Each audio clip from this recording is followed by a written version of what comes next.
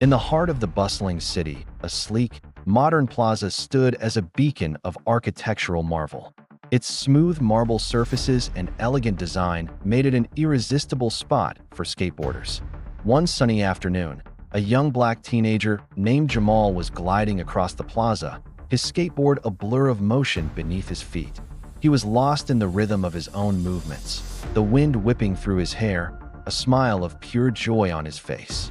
He landed a perfect kickflip, his board spinning beautifully before his feet found it again. For Jamal, skateboarding wasn't just a hobby. It was an art form, a way to express himself. Suddenly, a gruff voice shattered his concentration. "Hey, you, stop right there."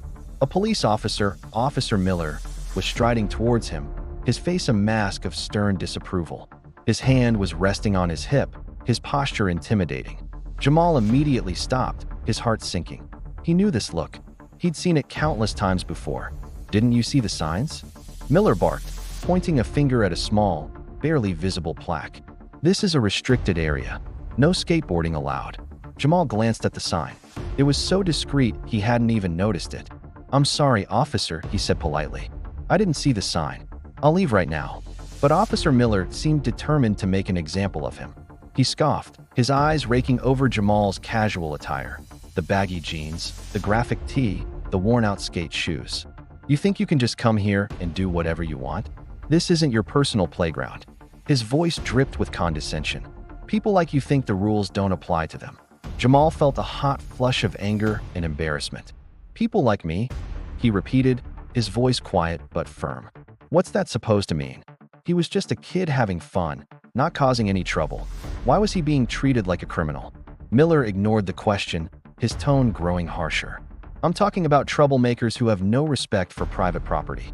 This plaza is for respectable people, not for kids loitering and scuffing up the place." He gestured dismissively at Jamal's skateboard. "Now get out of here before I decide to write you a ticket you say and afford." The officer's words hung in the air, heavy and sharp. A few onlookers had started to gather, their curious gazes making Jamal feel even smaller. He clenched his fists, swallowing his pride. He knew arguing would only make things worse.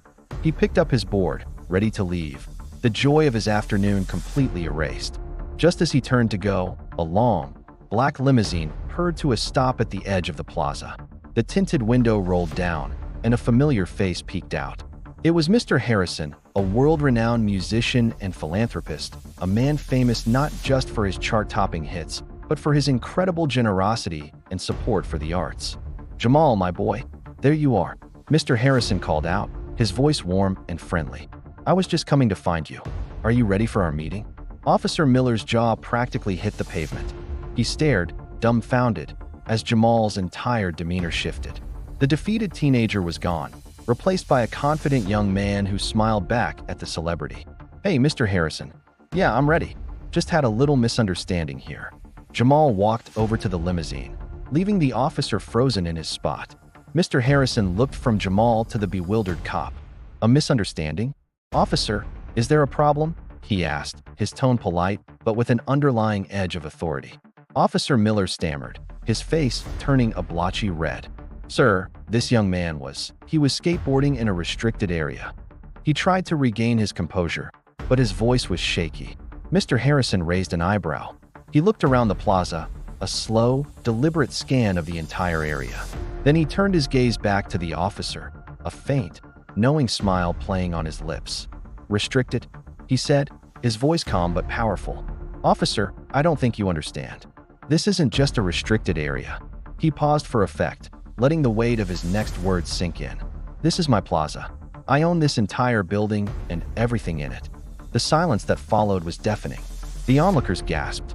Officer Miller's face went from red to a pale, ghostly white.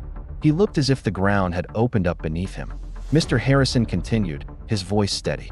"And Jamal here isn't just some kid causing trouble. He's my special guest.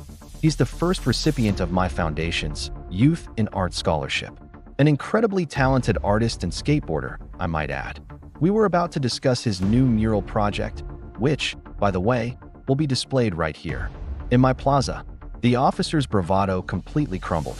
He was speechless, his mind racing to process the catastrophic misjudgment he had just made. He had humiliated a young man who was the personal guest of one of the city's most respected figures. He had judged him based on his appearance, assuming the worst, and now he was paying the price in the form of public embarrassment. He looked at Jamal, who was standing by the car, not with a look of triumph, but with a quiet dignity that made the officer feel even more ashamed. Mr. Harrison didn't need to say another word. The lesson was loud and clear. I apologize, sir," Miller mumbled, his voice barely a whisper. He then turned to Jamal. "And I apologize to you, young man.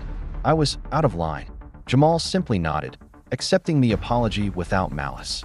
He knew this was a moment the officer would never forget. Mr. Harrison gave Jamal a reassuring pat on the shoulder. "Come on, son. Let's not be late." As Jamal got into the luxurious car, he took one last look at the plaza, his plaza, in a way. He realized this wasn't just a victory for him. It was a lesson for everyone watching. A reminder that you can never judge a book by its cover, or a person by the clothes they wear or the skateboard under their feet. The limousine drove away, leaving Officer Miller standing alone in the middle of the plaza, a silent monument to his own prejudice. And for the crowd that witnessed it all, it was a powerful story they would be telling for a very long time. Thanks for watching our story today. Remember, kindness and respect cost nothing, but prejudice can cost you everything. If you enjoyed this video, please give it a thumbs up and hit that subscribe button for more content that makes you think. We'll see you in the next one.